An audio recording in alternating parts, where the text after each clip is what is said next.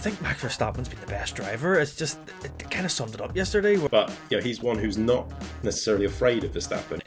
It's so alarming how pedestrian he is, especially in the best car, and it's just been so heightened. Ferrari should be listening to that information and should be taking on board what Lewis Hamilton's saying. Ferrari don't really have a right in the last 20 years to sort of come out and say, oh, don't talk, just focus on driving, when they have nothing to show for the last 20 years in F1.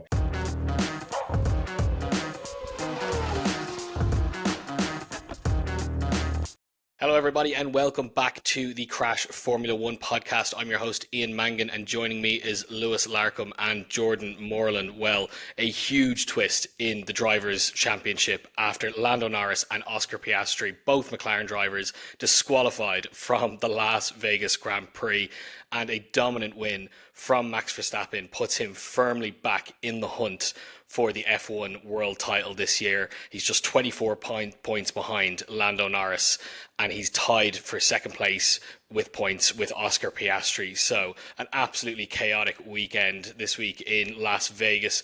Jordan, I'll come to you first. I mean, let's get some just initial reaction to the Vegas weekend overall. It's usually a bit of an over-the-top weekend full of glitz and glam, but luckily there was a good bit of on-track action as well, and of course off-track too to go with it. So what did you think of the Vegas weekend overall?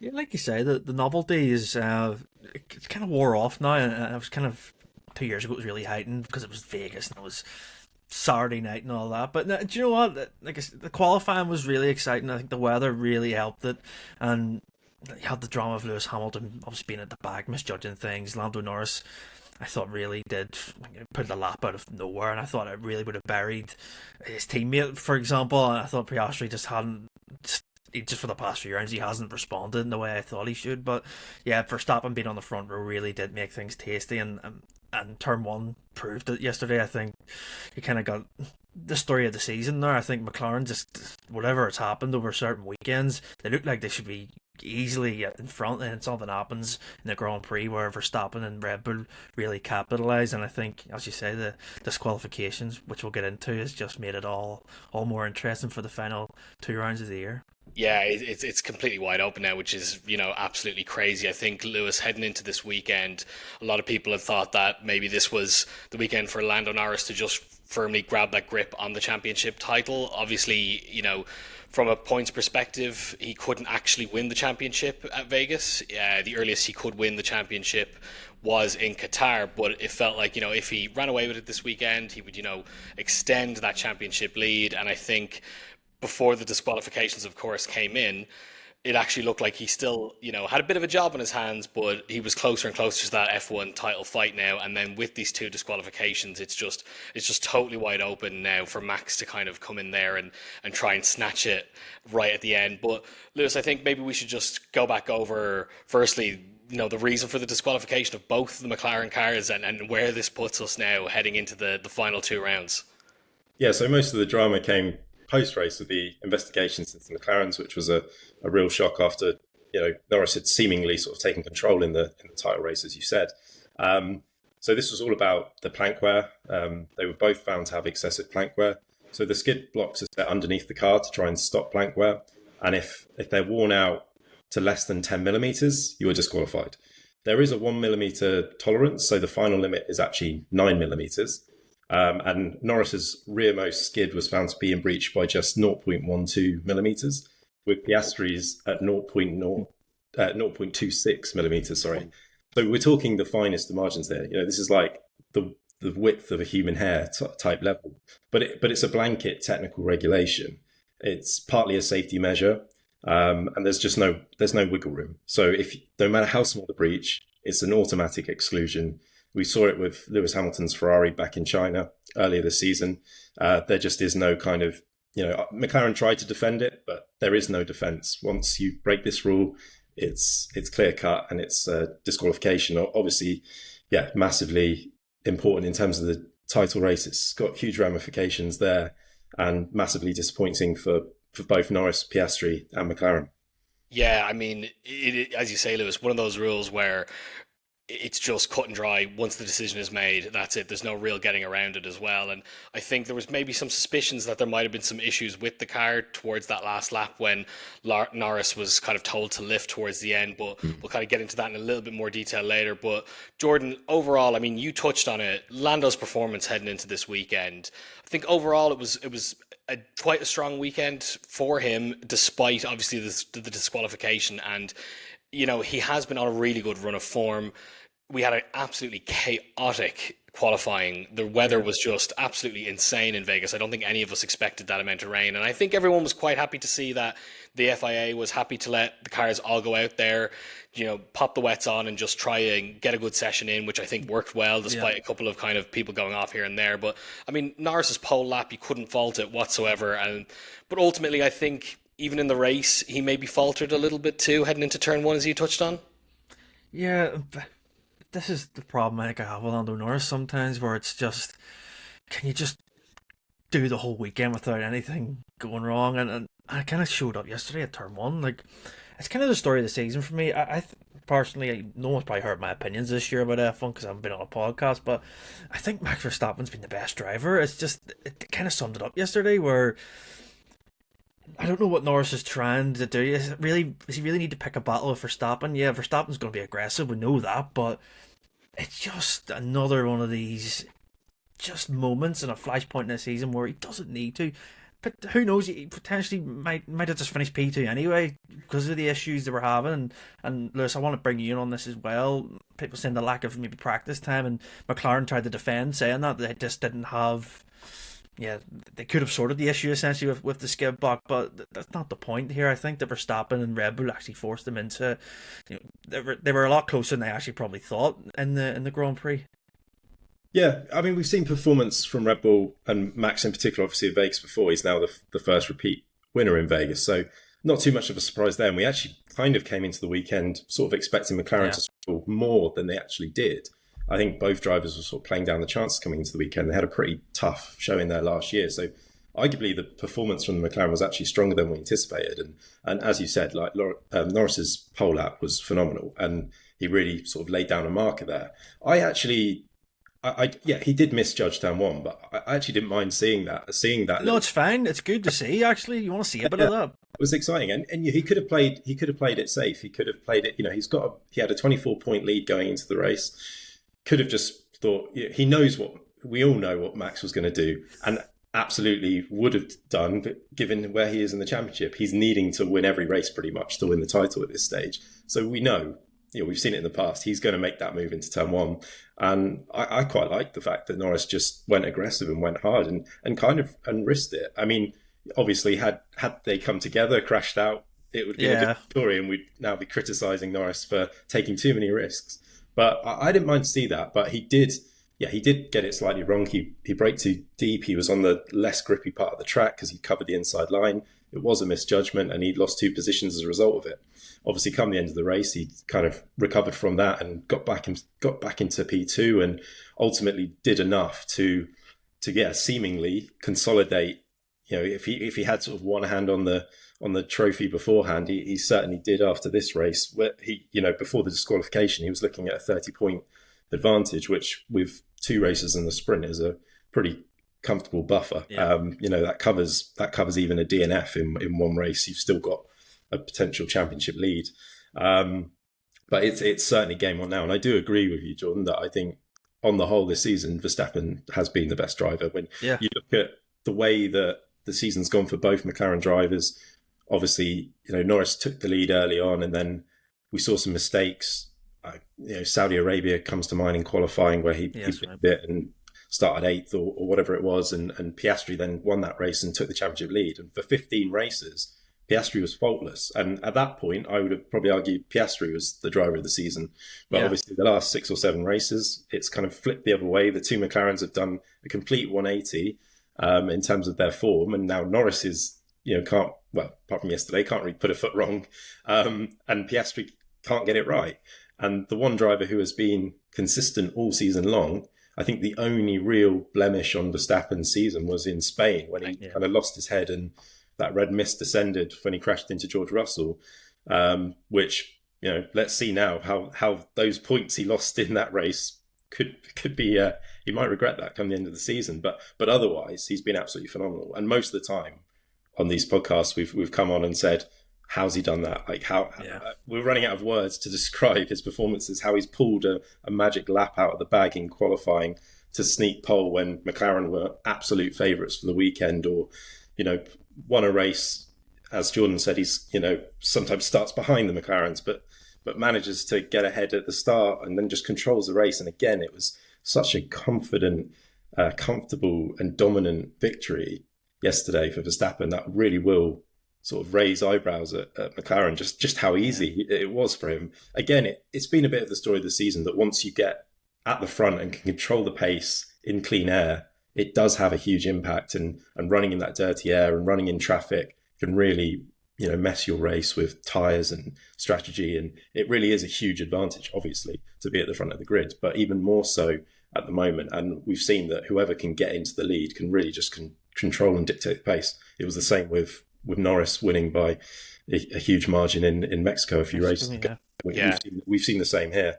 But yeah, real dominant performance from Verstappen. He's doing absolutely everything and more that he can to try and keep this title fight alive. And he's been handed a sort of a helping hand with this double disqualification, which has sort of blown the title race wide open. You're right though, Lewis. I mean, ultimately, I think potentially, Jordan, I mean, you touched on this, even given how good Max was, maybe the win was always going to be his this weekend a little bit, despite that fantastic performance from Norris on the Saturday. I mean, for Max to win by such a big margin as well, there was a point when Norris managed to regain that P2, as you mentioned, Lewis, from George, and his race engineer got on and said, right, let's go after Max. And I just thought to myself, there is no way you're going after Max at this point. Like, the race is firmly his unless something, catastrophically goes wrong now in the next, few laps. And I think there was that level of control with Max. And like, as you said, Lewis, he's doing everything that he needs to do.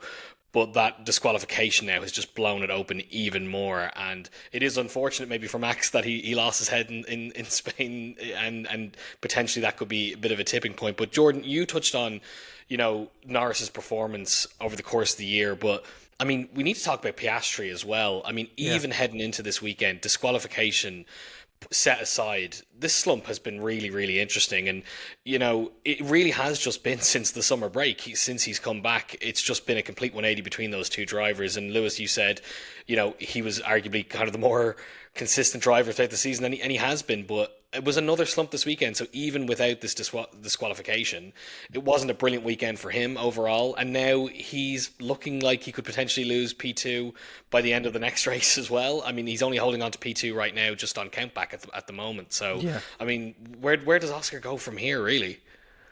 Personally, I mean, I don't want to say it's for history repeating itself, and I don't mean it because Mark Webber's his manager, but it's so similar. Not in the degree where it's so alarming how pedestrian he is, especially in the best car, and it's just been so heightened since, Baku was strange. I was kind of just willing to be like, okay, do you know what, maybe it's just one weekend, whereas he's just not feeling it. But since then, it's just been a struggle even to see him overtake for like fourth place. It's like, it feels like a massive win for him, where, as Lewis touched on, for 15 rounds, he was incredible. He was so aggressive. He was pinpoint accurate. He was able to make moves stick and just pull away. And it feels like Mark Webber in 2010. That honestly does, just for how his teammates able to extract the car. And he's just struggling so much with either the setup or the grip. I don't know what it is. There's no confidence there. And when you get to a qualifying session, I mean, he's not delivering. He just doesn't have that raw speed, and it's alarming because he doesn't deserve this year, Piastri, because it's been such a long year, and he has really impressed in terms of some of the drives. The performances have been excellent, and for him to just kind of be the third person in this fight now, it's weird because it shouldn't have been this way. It should have been the two McLaren, really, but. Yeah, I'd love to get Lewis's thoughts on this because it's such an interesting dynamic, especially with the two teammates. They're not needing to help each other now, but they just have to kind of worry about the one Red Bull who doesn't really care about what they're doing at all.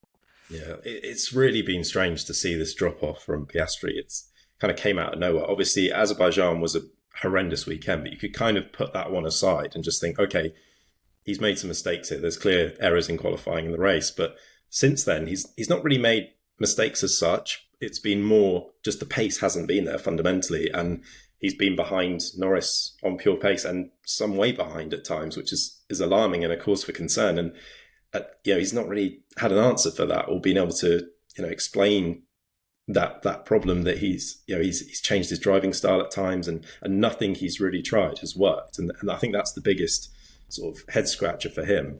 And it kind of looks like, his title hopes that, at one point, 6 races ago, 34 points clear, he's the outright favourite. And now it seems like, it's just been fading ever since. And he's kind of going out on a bit of a whimper. And in a way, it was almost like this big title battle that we've been talking about all season long, how it's going to go down to the wire and it could be a 3-way fight. It was starting to look a bit like, this could be a bit of an anticlimax. It still could be wrapped up in Qatar, but it certainly looked even more likely to be wrapped up in Qatar with the sprint and the Grand Prix there, rather than going down to the season finale, which 6, 7, 8 races ago you couldn't have seen happening. It's just the sort of irony of this is that actually Piastri would probably be, aside from Verstappen, probably the happier of but certainly the happier of the McLaren qualification, because he's actually come away in a better position than he was. Okay, yes, Max is kind of second place now on race wins, level on points with Piastri, but Piastri would have been 30 points behind Norris. He's actually gained 6 points as a result of this double DNF. He's now only 24 points behind. So looking at damage limitation, he's kind of come away with a little bit of a result as a result of the disqualification, which on paper is obviously a terrible result. But he really, it looks like it's been slipping through his fingers for a long time now, and he basically needs to win the sprint and both Grand Prix and hope that some sort of issue, Norris runs into trouble somewhere. And based on current form, it's really hard to see that happening. However, Qatar is also a strong track for him. And the other point here is, we're talking about Verstappen's resurgence, and that's true, he has been, but also the next 2 tracks in particular should suit the McLaren more than the Red Bull. But you can never write out Verstappen, because as we've seen countless times this season, you think McLaren have got the advantage and he pulls it out the bag. I think the next two races are absolutely crucial for Piastri. It goes without saying, but I can't see how he suddenly magically turns it around. And it's going to need some misfortune for Norris or a mistake for Norris, a DNF really for Piastri to be able to win the championship now. It's really strange as well, isn't it? Because I think also the weird thing is that he's not having these like really poor results. He's not, down in P10, P12. He's kind of consistently P4, P5, Jordan. I mean, it's kind of like he's gone from, a world-class driver really from the earlier parts of the season, considering this is only his, 3rd season in F1. He's came in looking like a championship contender this year, but it's just this kind of slump to mediocrity, more so than like complete disaster. But it's hurting him so much, and as you said, Lewis, it's keeping him in now with this disqualification. But I mean, he needs a lot more than this heading into the last 2 tracks and into the sprint as well. And he's obviously not had the best luck in the sprint races either as well. So no, I don't know. It's confidence. It has to be confidence. It's completely down to the driver, and it's just, I don't understand where the sort of, at times Oscar Piastri, since he's came into F1, he hasn't really looked like a rookie at times. And it's odd that he's got to this part of his F1 career in the 3rd season when it's crunch time, and when you look at his F2, his F3, wins those championships no matter what. He wins them as a rookie and he looks unflappable, but now when it came to the real crunch, it's so strange to see a drop off like it. I mean, it's like I said, you could talk about Webber like this, and I think of Rosberg in periods in the past when it was up against Hamilton. I don't know how he resets. He needs a real chunk of luck, to be honest, the last 2 rounds, but I don't see where it comes from, to be honest. If it'll be even more mystifying if he comes out and wins the last few races. That would even be more of a head scratcher, I think, for him and McLaren. I think you're right. I think it is in his head. I think most of it has to come from something's gone on in his head. It's the confidence that's gone, and he's looked completely shot in terms of confidence last few races. He kind of admitted it to himself in an interesting podcast. I think it was Beyond the Grid before, when was it? The last race in Brazil, I think. And I just wonder how much the whole Monza thing, the whole swap, played on his mind, because he kind of admitted going before the Brazilian Grand Prix that he was thinking about that prior to Baku, and obviously Baku ended up being that absolute horror weekend for him. Yeah. And I just wonder, has he just allowed that to get to him too much, perhaps, and maybe started to pick up on the outside noise, all this talk, obviously, of, there's been a lot of chatter of, people saying that McLaren are favouring Norris, or want Norris to win the title, and all this kind of thing. And I just wonder whether that's maybe distracted him or got into his head. And particularly, I thought it was quite interesting that he actually admitted that himself, that he was thinking about that going into the Baku. Yeah. Knowing now how that weekend went and following weekends have gone since, that, I think it's definitely an element of being in his head and just losing confidence. Yeah, I think as well that chatter will have still stayed in the back of his mind. And I think, Jordan, what you said as well about, the Mark Webber effect as well, I think maybe Webber gave a bit of an insight into the attitude as well of, I think Webber really played it down and was kind of saying, oh, well, look, he's maybe had a few struggles recently. And Webber was almost kind of saying, like, well, if this isn't his year, he'll get it another year. And I think that's just crazy to be saying at this point in the championship. He should be absolutely gunning for it right to the last moment. It's not over until it's over, basically. And it felt a little bit defeatist from Webber a little bit. And maybe that could be seeping down into Piastri's worldview as well. But also, ultimately, I disagree with Webber because, you can... There's plenty of times where this is your only chance to win a championship. You are never guaranteed a chance to be competitive each year. We see what it's like with the cars and how often the pendulum swings in different teams' favours, and it's happening more radically now over the last 5 years or so. So I do wonder, is there a little bit of a resigned attitude there as well? And as you said, Jordan, I think ultimately how the team have maybe played this overall. I think at this point in the season now, they may be looking back at how they've played the last few races or the last maybe 10 races and said, should we have done things slightly differently? It's hard to say, isn't it? Because, Lewis is right about the Monza stuff. I mean, it was stupid. I mean, I thought it was just at the point of the season where the points were, and it was like, what's going on here? How's it going to affect the drivers, and how's it going to affect just certain sides of the team? And it's like, Webber's comments are actually, you're right. I mean, you can't be just banking that you're going to be fast next year. I mean, he's the prime example of it, Mark Webber. I mean, he had one chance and he never got it again because his teammate was Sebastian Vettel.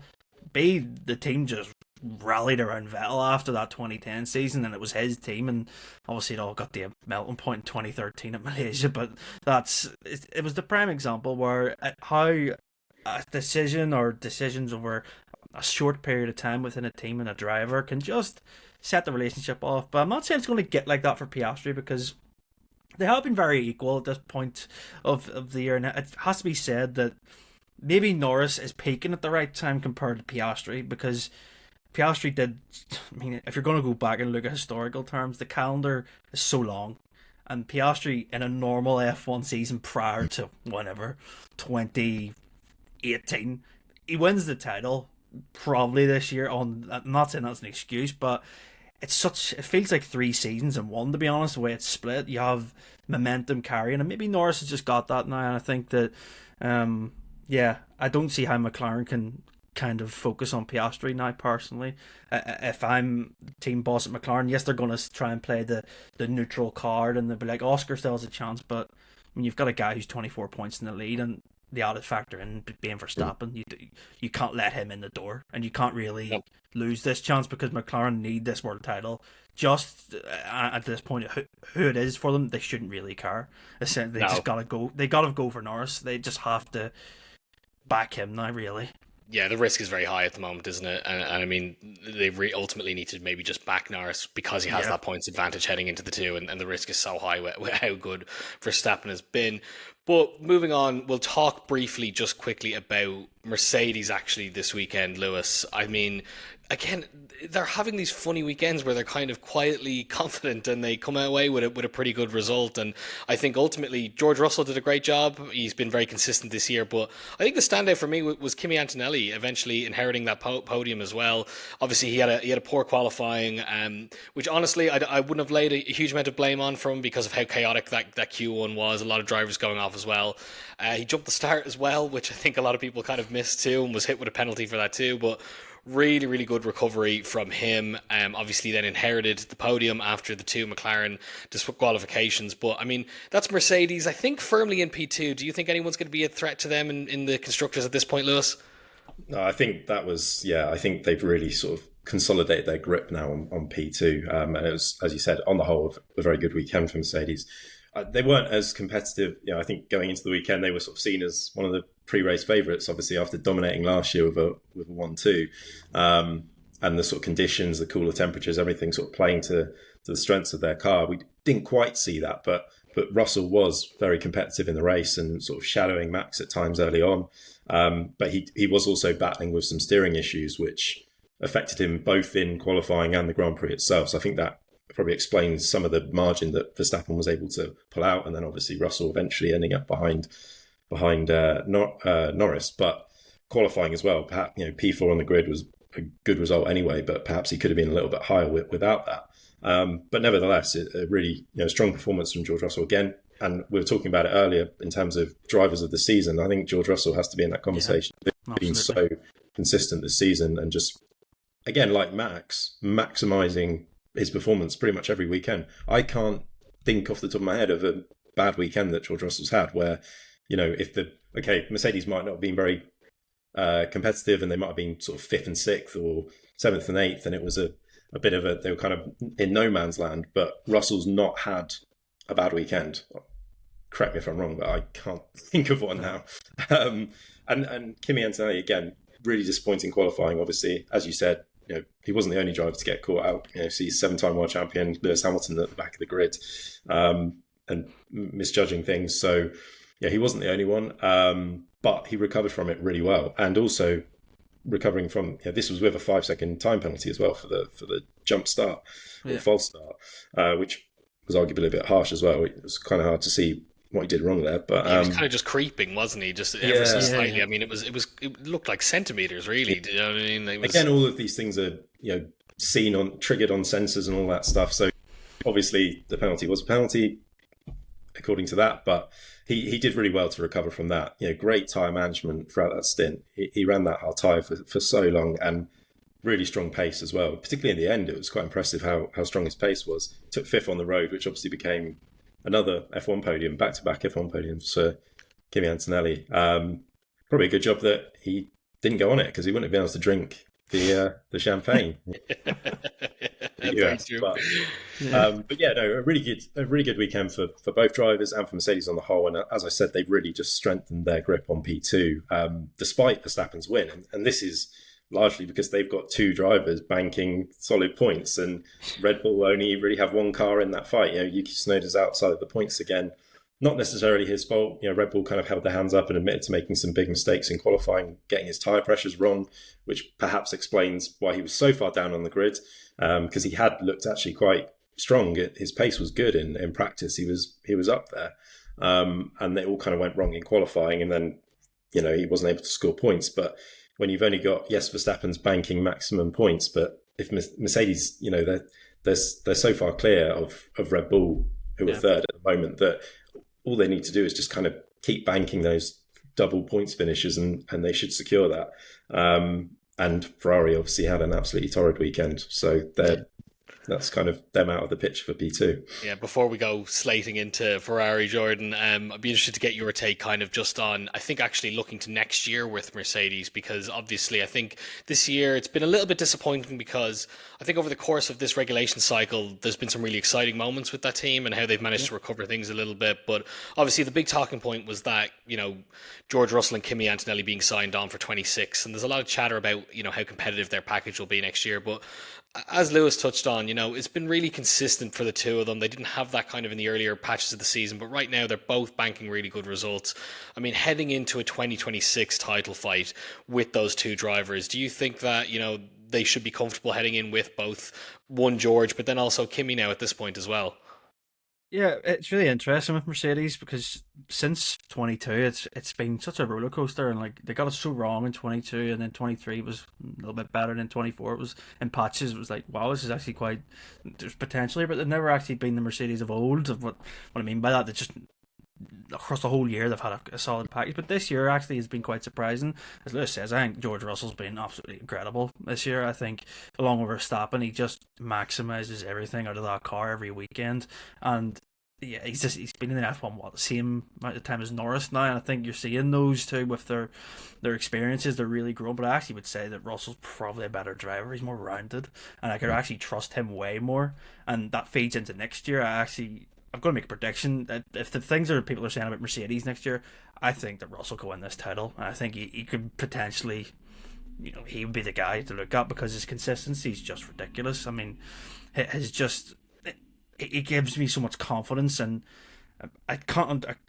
Looking out from the outside in, I couldn't understand why there was such a delay in trying to sign him because he's such a good driver. And why would Mercedes want to lose that? With Antonelli, it's a long-term project, and you can see him next year if the car's really competitive, nicking a win here or there. But it's all about Russell next year, personally. This is his time. I really do think that for that crop of driver that came through in 2019, this is their time to really maximise from a rule change. And if Mercedes have got it right, I think Russell's the man to beat next year, personally. I'd agree with that as well. I think, I would back Russell even over world champion Lando Norris. If he champion this year, I would back Russell over the course of the season if he has a as competitive car or more competitive car. I think, like you say, if Red Bull were, we obviously don't know where anyone's going to be, but if the rumours are to be believed and Red Bull maybe a little bit off it or starting things a bit slower with their new power unit, is a sort of Mercedes, McLaren, maybe Ferrari, but you never know with Ferrari title fight, then you're looking. I would put my money on George Russell out of those. Certainly up against Lando, because I think as we've seen this season, he's not strung the whole season together, whereas Russell has. Obviously, Russell also, you could say Russell's not in. He doesn't have that pressure. He's not in the title fight, but I don't think it would affect him as much as it does Lando. And as we've seen with Oscar, I genuinely think he's got that mental resolve to handle that kind of pressure. I mean, he was alongside Lewis Hamilton for 3 seasons and outperformed him at times, and certainly had him over qualifying. So, if there's any kind of pressure put on you going up against, when he joined Mercedes, joining, the best driver on the grid at that time, the most successful driver on the grid at that time, there isn't much more pressure than that, going and, being completely exposed potentially to going up against one of the greatest drivers of all time and having everything, analysed in terms of your performance and qualifying and race performance against somebody like that. And, he held his own there. And I don't see why he wouldn't in a season-long title battle. He's also, if Verstappen was in the picture too, he's also, I think, one of the few drivers that can actually get under Verstappen's skin, as we 100%. Saw in Spain. Yeah. But, he's one who's not necessarily afraid of Verstappen. And as we saw with Hamilton in 2021, he would give it as much as he got it back. And I think Russell is another driver who would do that and not shy away from that battle, whereas particularly Norris seems to still struggle wheel to wheel against Max. We saw early in the season Piastri, remember that overtake in Miami was brilliant. Judged that to perfection and kind of got one over on Max there, which is rare to say that anyone gets one over on Max, but I think Russell could do the same as well. Yeah, I actually I think it's really obvious.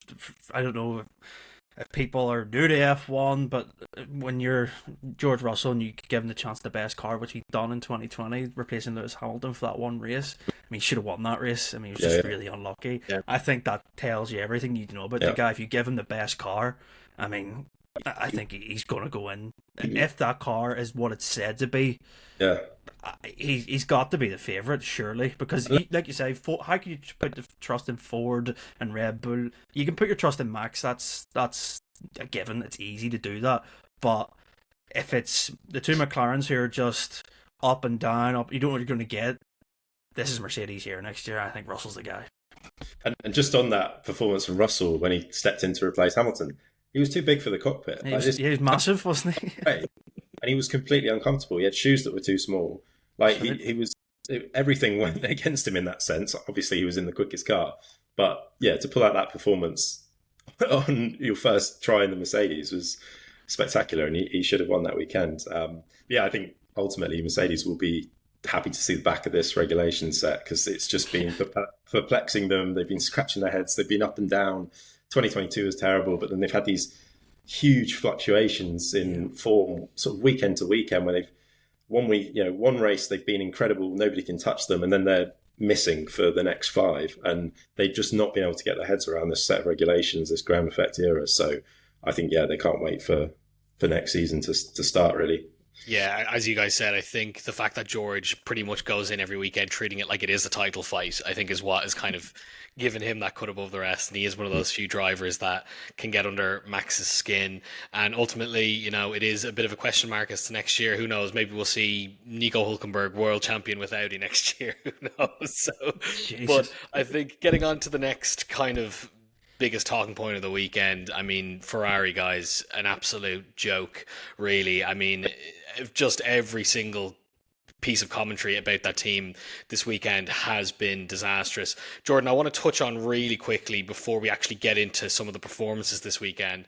John Elkann, Ferrari chairman, made some really controversial comments just a couple of weeks ago, saying that his drivers need to talk less and just focus on driving. And this was after some, what I would just deem as some minor criticism of how the weekends have been going for the team. Ultimately, this was obviously on the back of Ferrari doing so well in WEC, and Elkann was trying to basically say, the F1 team needs to take a page out of that book. But I think those were just absolutely horrendous comments to make to two of the best drivers on the grid at the moment. And I mean, has that played a factor into how bad the performance was this weekend, I wonder?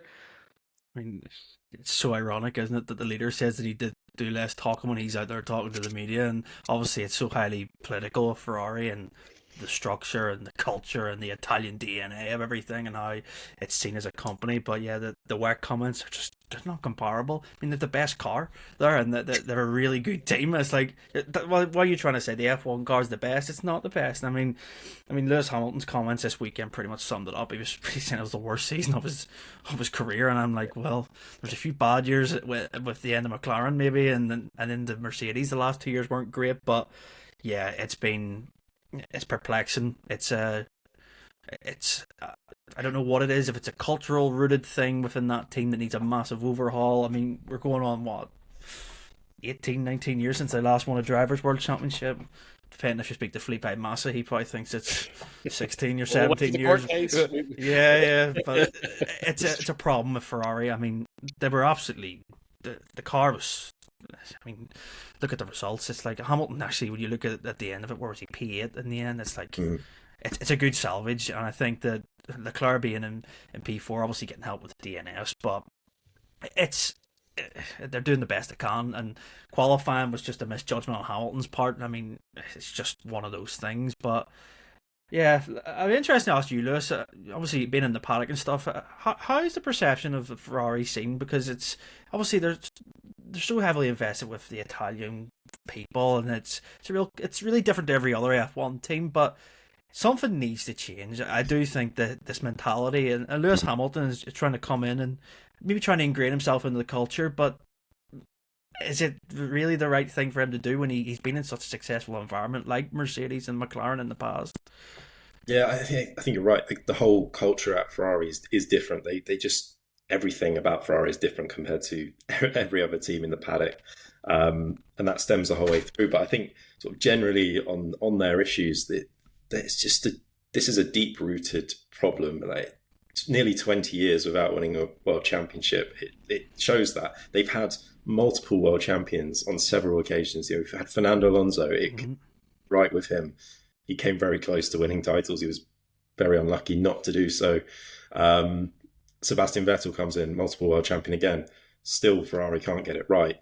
And you've got to think, I don't think it's on the driver. Like at this point, when you've got a driver, some of the greatest drivers in the history of the sport, Fernando Alonso, Sebastian Vettel, Lewis Hamilton coming into Ferrari, and still it's going wrong. They still can't get it right. And Charles Leclerc as well. He is a fantastic driver as well. One of the best, the quickest, if not the quickest, over one lap.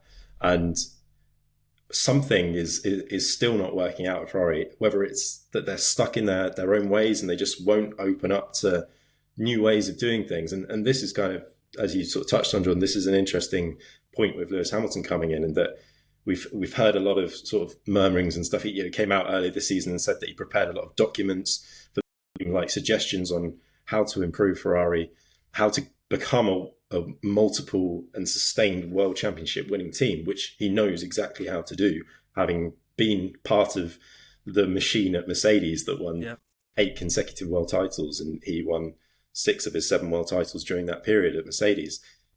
Ferrari should be listening to that information and should be taking on board what Lewis Hamilton's saying, not only due to the caliber of driver that he is, but due to the experience that he's picked up at other teams that Ferrari don't really have a right in the last 20 years to sort of come out and say, oh, don't talk, just focus on driving, when they have nothing to show for the last 20 years in F1. And in that time, Hamilton has won multiple world championships with both McLaren and Mercedes. And things are different now to how they used to be when Ferrari were dominating in the heydays of Schumacher in the early 2000s. F1 is not the same anymore. And it feels like they kind of need to move on with the times. And they do need to start listening to Hamilton. We don't know whether he is or isn't being listened to, but certainly some of Hamilton's comments, particularly recently, it just make you wonder, don't they, with how dejected and downbeat he's been. There's been some very bad days this season, and admittedly, some of those have been down to Hamilton's own performance at times. But there have also been days that were out of his control and were just down to Ferrari's performance being absolutely shocking, and both drivers having bad weekends. The whole season has been an absolute disaster. Like there's no way of sort of sugarcoating it from Ferrari's perspective. Getting P2 in the constructors would have maybe salvaged it, but it's an absolute horror season, and they're down in P4 now, Lewis, as you said. Like, I mean, they were consistently kind of holding on to P2 for a while, and they've just really lost it. They can forget about it. Like unless Mercedes and Red Bull absolutely stuff up the next couple of weekends, and Ferrari magically find some performance. Like, they've been so far off the pace most weekends. Yes, there's been glimmers of hope. And then when there's been glimmers of hope, I think Baku and Singapore, where there was flashes of pace in Friday, when it matters, it goes wrong for one way or another. Either a driver mistake, a miscommunication, the team get the strategy wrong, something goes awry, and it goes the wrong way. But I just think, like, I do wonder whether Ferrari are happy to take on Hamilton's suggestions, but if they weren't, again, we're not privy to this information. We don't know. This is all speculation. People have been talking about it for a long time. But if they aren't willing to, why sign him in the first place? Why sign him? Why bring in a 7-time world champion if you're just not going to take on board any or listen to any kind of outside noise? And I don't know. The comment to BBC 5 Live was really strange. And I think he did have a chance to clarify that. He was asked, he said, I'm not looking forward to the next one, and it was asked, do you mean the next race? And he said next season. I'm sure, speaking ahead of Qatar next weekend, Lewis will have a chance to sort of clarify the comments. Yeah, I wouldn't be surprised. We've seen this before. We know Hamilton wears his heart on his sleeve, and he, in the heat of the moment, he says things how they are and how he feels in that moment, and that's one of the great things about Lewis Hamilton. But we've also seen those moments where he said, this was terrible. I remember after qualifying earlier this season, he was like, it's on me. I've kind of lost it. Next race down says, look, I've still got it. I still back myself. He's very good at going away, resetting and coming back and turning the page on that. And I wouldn't be surprised to see that again. So I don't think we can necessarily read too much into that in terms of, is he going to quit at the end of the year, or is he going to come back next year? But it does start to make you wonder. And that's where I think is this frustrations not only due to Ferrari's current performance. Maybe he's also seen stuff for 26 and beyond that he's a bit worried about, but also, is it the frustration that he doesn't feel like he's being listened to, or his thoughts and comments on the car and the way that they should go. Maybe if they aren't listening to him, is that frustration starting to creep out? I don't know. I think I would fully expect on Thursday, media day, to see a very different Lewis Hamilton again, going 360 back into I fully believe in the team. I back myself, because that's kind of the way it's gone this year. But it'll be interesting to see on Thursday how he does react. Yeah, how he spins that around. I mean, Jordan, what I think potentially from my kind of perspective is there a rot happening at this team again? And I think ultimately when they brought in Fred Vasseur, I was a little bit skeptical at the time, but I felt he had made, real strides with that team. I think towards the end of last year, I almost felt it was a little bit of not a bad move, but an interesting move for them to shift Carlos Sainz aside for Hamilton, because it felt like they had built something really good with their two drivers there. And yes, Carlos Sainz isn't this 7-time world champion, but he was a really consistent driver. And, I think if they'd had a car one year, maybe he could, go toe to toe with Leclerc throughout the course of a year. He's a really hard working driver. And what I found really interesting, Lewis, touching on your comments there about what Lewis was saying, was Carlos was asked about John Elkann's comments, and he kind of said, he was saying you have no idea what goes on in that team a little bit, and he was part of it when they were looking really, really strong. So Jordan, I wonder, is there a wider rot setting in now, even though despite it looked like they'd made some progress, but is there kind of a wider rot happening, and is this going to play into the next few years? I think it's been like this for years, to be honest. I think it goes all the way back, as Lewis says. It goes to Fernando Alonso days. It goes into Sebastian Vettel. I mean, the Sebastian Vettel era is actually really interesting because, 2015, 16, 15 was really good. I mean, they weren't expecting to win world titles, but 16, it was, they kind of got beat by Red Bull that year, and they weren't really challenging Mercedes. 17, they were good for a good chunk of the year, but Mercedes were the better team. 18s were kind of, they should have won that. I'm not saying they should have won, but Hamilton was amazing, and Mercedes really just consistently ground them down. But there was a lot of mistakes in there from Seb, completely just lost it in the second half of the year. And we've had things since 2019, engine stuff and all that. Carry on 2020, they were shocking, but Leclerc was great. 21 was kind of a rebuilding year, and into that last year, that cycle of regulation where they were just kind of third, and it was like fourth, and you were thinking, well, maybe 22, and then the false hope happens, doesn't it? It was the worst thing that could ever happen for Ferrari in 22. They come out and they have seemingly the fastest car, and then it all just goes pear-shaped, really. And then they're always chasing. I always find this with them. It's maybe it's the PR of Ferrari, maybe it's the hope, but when there's a few good results, it's like, oh my god, we're back to Michael Schumacher days, and it's like, no, it's not like that. It's a cultural management thing where I don't think there's true winners in there, and I think where you had the likes of Ross Brawn, you had John Todd, you had so many engineers. The culture was winning, and Michael Schumacher was the figurehead of that. And I kind of thought that last year when they sent Lewis Hamilton, maybe is this going to be it, where they're going to galvanize the team again? But no, I think it's personally. My aspect is I think it's Ferrari are just doing this as a pure PR move to just send Lewis Hamilton. I think there's too many issues in there to solve. You've kind of got that, as you said, in terms of the pieces of the puzzle there. You've got the driver, but everything else is missing. Like, they've got the driver who knows how to win world championships, as they did with Schumacher, but they don't have the other parts that are needed, which they did back in those days. And I think that's the biggest thing at the moment. And as you said, Jordan, as well, it does always feel like they're chasing. And this season, they've constantly been chasing. And there was a bit of an improvement, I think, after the summer break, where they seemed to get on top of a few problems. But even then, that brought them to 2 or 3 tenths off the pace, which now this season is a gulf, and that's still 7 or 8 positions with how close the field is. So, okay, it was a small win, but it was, it's still like, okay, maybe we can get a podium now for a couple of races.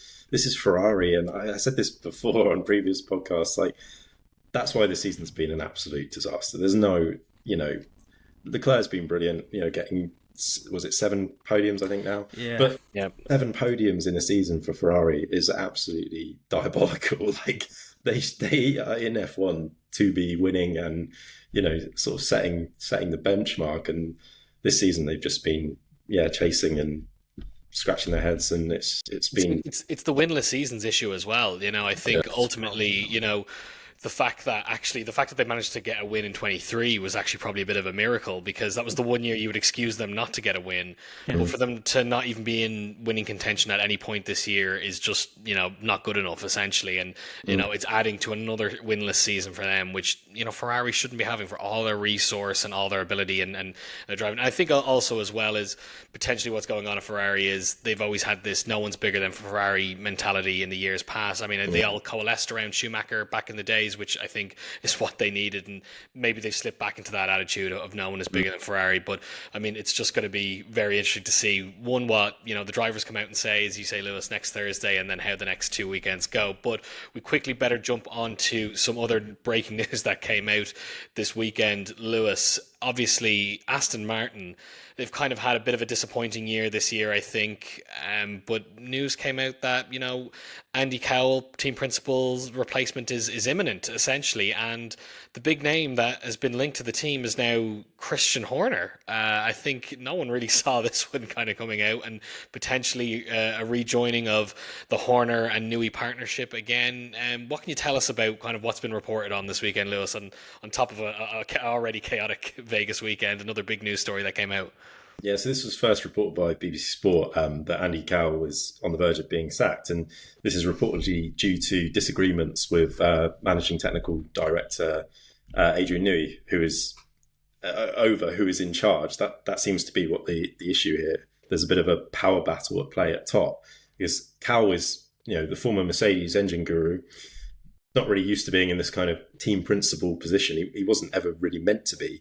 But, he was brought in as CEO, and he still holds that position, but he's also become de facto team principal. He's supposed to be the one running the team, but Newey obviously has a lot of influence and power given his status and success in the sport, and he's kind of come in that overarching role to lead the technical team. Aston Martin spent a lot of money on Adrian Newey as well. Let's not forget that. Like, he is seen as their sort of saviour, and there's a huge amount of pressure and expectation on 2026 and weight on that. And obviously Newey is seen as being a central figurehead for that. So apparently there's been this disagreement at the top. They butted heads, and Lawrence Stroll is poised to take action. And he's already reached out to several candidates, the BBC have reported, including Horner, who is said to be pushing hard for this. And I think he is looking for a leadership role that also could involve some kind of shareholding in the team, because that would give him an element of power and security that he obviously didn't have at Red Bull when he was sort of ousted there. I think that's something that it's been made aware that he is seeking some kind of shareholding or stake in a team if he were to return to F1, but he obviously does want to return to F1 and can do so as early as the spring next year, having agreed that massive payout severance agreement with Red Bull. So, yeah, possible reunion of Horner and Newey, which is quite fascinating in its own right, given that there is still a bit of tension between the pair, because one of the main reasons that Newey actually left Red Bull was because he was upset about all of the allegations that were surrounding Horner. He wasn't happy with that situation. There was also, I think Horner, maybe in 2023 to 2024, he'd made some comments to the media sort of almost downplaying Newey's involvement in the team. And I don't think that went down particularly well with Newey. And then kind of ironic that since that happened and Newey's left, obviously there's been a downturn in performance generally. And, second half of last year was pretty dreadful, and most of this season until Horner sort of left. And I'm not saying there's a direct link there, because it's not that simple. But, since Laura Mekies has come in, since the summer break, things have turned around at Red Bull. So there is a bit of potential underlying tension there between the two, which is interesting. Apparently they've gone some way in sort of reconciling their differences, and even I believe they attended an Oasis gig over the summer together. That's right, yeah. So, perhaps they've kind of settled their differences, and that could work out. Now, obviously, in terms of paper, like, that is a great partnership. It obviously worked so well at Red Bull, and led to so much success for them. So that would be really interesting. I think it makes a lot of sense from Horner's point of view. Obviously, he wants to get back in. There's been sort of rumours of Haas and maybe Alpine, but while you could see that happening because they, again, I mean, I think Io Komatsu's doing a great job at Haas, but he's not really that sort of typical team principal role. We've seen this sort of transition to more sort of engineering based personnel, but taking on that team principal job. And actually, they've done a brilliant job of it. But if you're looking for teams that need that kind of maybe figurehead, then they would make sense. But from a competitive point of view, particularly from Horner's side of things, you're not going to be sort of winning at the front of the grid there. Whereas Aston Martin, there's the potential with the rules set, with Newey, with becoming a Honda factory team effectively. There is the opportunity there. There's a pathway to potentially become, and they've got the financial backing as well to do so. So from that side, it would make sense. It would also make sense from Aston Martin as well, because for the last few years, really, they've not really had that traditional team principle. We had Mike Crack, again, more of an engineer taking on that role, but it felt very much like he was sort of a bit of just a mouthpiece for the team, sort of would toe the sort of PR line, would get out what needed to be said, but it wasn't that sort of traditional team principal figure. And obviously over the winter, they switched that around, and Andy Cowell was brought in to kind of oversee everything and take on that role. And Mike Crack went back to a trackside performance role, which is his forte. And he seemed happy to do that as well, didn't he? To do that, and that's where he feels most comfortable. But yeah, when you look at that, there is a bit of a gap there at Aston Martin in terms of there's a bit of a new way of F1 as well in terms of how teams are being managed. We've seen that kind of structure, and it works so well at McLaren in terms of having Zach Brown sort of as the overall in charge, but then leaving the day-to-day running of the F1 team and the trackside operations to Andrea Stella and the engineering side all there. And that is becoming the kind of new norm in F1 now. And it looks like Aston Martin have sort of been trying to build that themselves, but there's been so many changes and so much chopping and changing there with different people taking on different roles and reshuffles and restructuring. But I think it would make sense for them to have that kind of traditional team principle, and somebody with the sort of power and command and that Christian Horner has. And someone that knows how to win, ultimately, somebody who knows how to win and do it successfully. They've been lacking that kind of traditional team principle. There's also other candidates that have apparently been reached out to, including Andreas Seidel, used to be at McLaren, and Matteo Binotto, who's now heading up. Obviously, we know what happened with Matteo Binotto at Ferrari, but he's now heading up the Audi F1 project at Sauber. They'll become Audi next season. They've both got vast experience in such roles, both in and out of F1, and that kind of any of those would sort of fit the bill for that kind of team principal role that they've not really had properly for the last few years. So I think it's a case of sort of watch this space. Yeah, Jordan, I mean, I'd be interested to get your perspective on it. Like, as Lewis said, they've never really had that leadership structure in place as a team, and it doesn't feel like they're a team in disarray, but it does feel like a team that lacks leadership, ultimately. They have all the ingredients there, and it felt like when they signed Newey, this was really the big kind of news for them. And, I mean, ultimately, they did build a decent car in 23. I think maybe their results were a little bit flattered by how poor every other team was performing that year relative to Red Bull. But I mean, what do you think? One, I think also, I'd love to know, Jordan, also your opinion on Christian Horner coming back to the grid, just in general. He was a massive personality and a huge part of the sport up until this year. And I think it's actually been one of the forgotten storylines this year that he was on the grid up until a few months ago. Yeah, it's strange with Christian Horner. He's very divisive, and I mean, obviously came to a lot of sort of notoriety because of Drive to Survive and stuff. But yeah, his story is really interesting because when he was signed by Red Bull, you go full circle here. It's like it was a real risk from Red Bull. We're like, oh, this guy really? Because he only ran I think it was an F3000 team at the time or whatever, and it was like, what? But he's able to build and the key with Horner, he's able to build a team structure, and that transition that Red Bull had from 2005 into 2010, for example, that 5-year period was massive because they got Newey on board, and I think, I mean, Adrian Newey already being there at Aston Martin's great because next year I do expect them to have a faster car. And Lewis touched on the figurehead point. I think Aston Martin needs someone with a bit of just, I mean, you know what you're getting with Horner. You know how he's going to be with the media, and it kind of, he has this protective shell over the team. I always find that he's able to take the flack, and it's like he's kind of like a good football manager in that sense, that he's able to deflect away from the team and he's able to take it. And it's a tough role because, as it says, F1 team management's changing a lot, and it's got that real.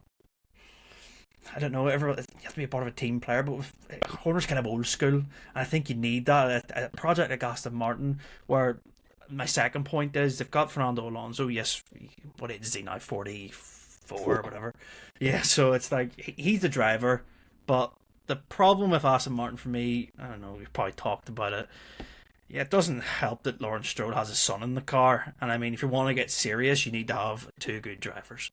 And I'm not saying Lance Stroll's horrific, but I mean, he's treated like a rookie still in what his 8th year in F1. It's like, when are you going to get serious here? That's the point I'm trying to make, really. Yeah, I agree with that. I think that's been one of my big issues with Aston Martin. They've had all this talk for several years now. They've got everything in place. They've got the financial backing. They've got the new facility. They brought in Fernando Alonso. They've got Honda coming next year. They've now signed Adrian Newey.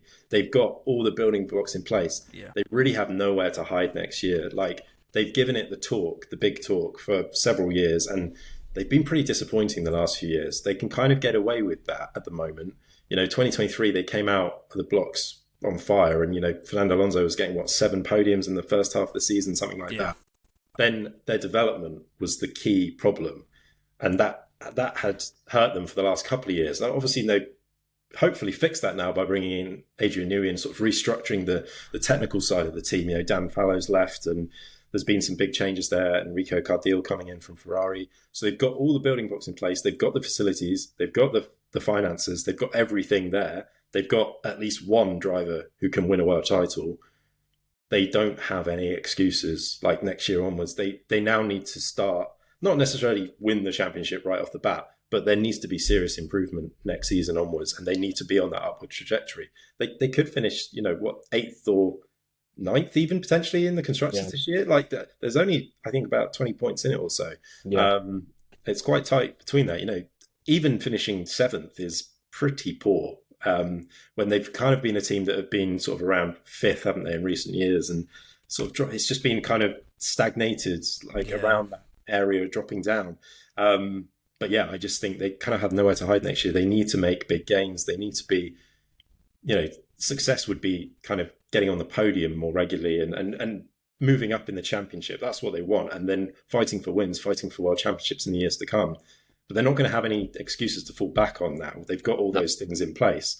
I think having that sort of team principles, somebody like Horner as well, would help as well. But also on the sort of Lance Stroll point, I agree. I've struggled to take the team seriously. Talking about winning world championships and being that front-running team, I don't think they can do that with Lance Stroll in one of their cars. Now, if they come out of the blocks next year and have a car that's a second quicker than everyone else, Fernando Alonso will win the championship, will win most of the races, if not all of them. And Lance Stroll might finish 2nd or 3rd every race if they have an absolutely dominant car. But if they're in a tight championship battle and it comes down to, 2 drivers, okay, Red Bull aren't a good example with this, obviously, at the moment. But say Mercedes, where they've got 2, or even Ferrari, if they get things right, they've got 2 drivers who are going to be up there fighting for wins and podiums if the car allows them to do so. In Aston Martin's case, the kind of weak point there is Lance Stroll. We've not seen enough from him. There's been, we have seen flashes of his potential. He has put in some good performances, particularly some great qualifying laps in wet conditions, but the consistency just hasn't been there. And to be in his 7th or 8th season now in F1 and still be fluctuating so much, and when it's bad, it is horrendously bad at times.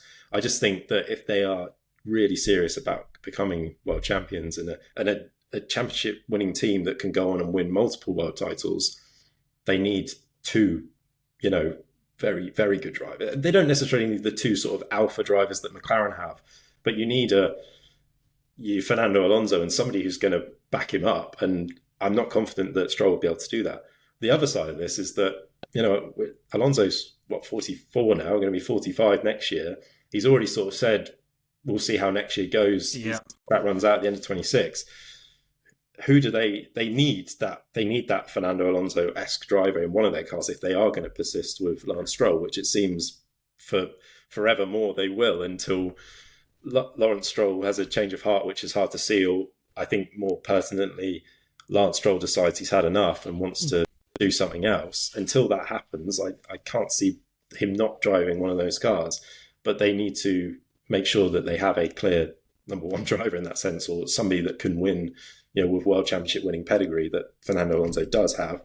He might not be around for, 27, 28, 29. If it takes that long for Aston Martin to be in that position, they're going to need somebody who can deliver. And obviously we've heard all the rumours about Max Verstappen, for example, or maybe even a George Russell.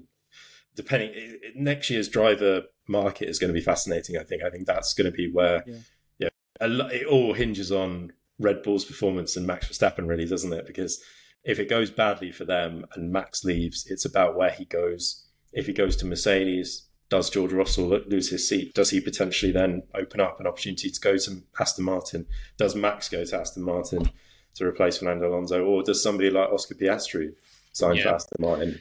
Yeah, I think as well, obviously, Aston Martin won't really have considered that, if they sign Horner, Max is out of the equation then, but potentially they're not really thinking about Max as a serious prospect over the next few years. Maybe they've just not really put that in their vision, because ultimately they seem to be a team that says, well, we will get a driver that can deliver a championship. It doesn't have to be Max Verstappen, whereas there is some teams that feel like they need Max Verstappen to deliver that championship. And I think for Aston to actually realistically get Verstappen, they need to be coming out of the blocks winning races next season. Like he's not going to take a chance on a team. He needs to see tangible results to know that he can go there and win to make that switch. He's not going to gamble on a team that's still middling and coming up. So I think that there's probably an element of resignation to the realistic ability to sign Verstappen, aside from throwing an obscene amount of money at him, is quite hard to actually achieve, particularly given their current level of competitiveness.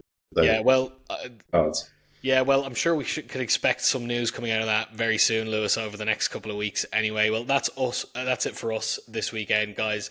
An absolutely jam-packed weekend in Las Vegas. We're back. We've got back-to-back races now with Qatar and Abu Dhabi, and hopefully we get to see an exciting finish to the driver's title.